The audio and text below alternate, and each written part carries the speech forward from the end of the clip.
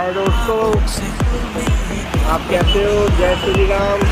ये देखिए, मैं आया था अपना ऑफिस। आज देखो रास्ते में तो कुछ नहीं मिला। यहाँ देखो कितनी भयंकर बारिश है और मैंने अपने आप को कैसे पैक कर रखा है।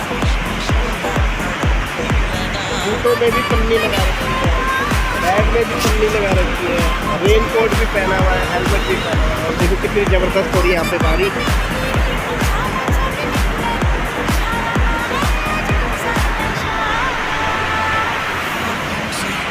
मैं खड़ा हुआ एक अंडर पास के नीचे जो नरेला में है। ये सीधा द्वारका रोड पे निकलता है ऊपर से। बारिश बहुत जोर से हो रही है। अब मेरे को जाना है ऑफिस में, सोच रहा थोड़ी कम हो जाए थकाऊ।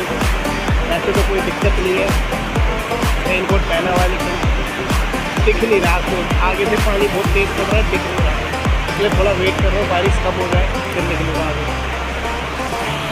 राधे राधे।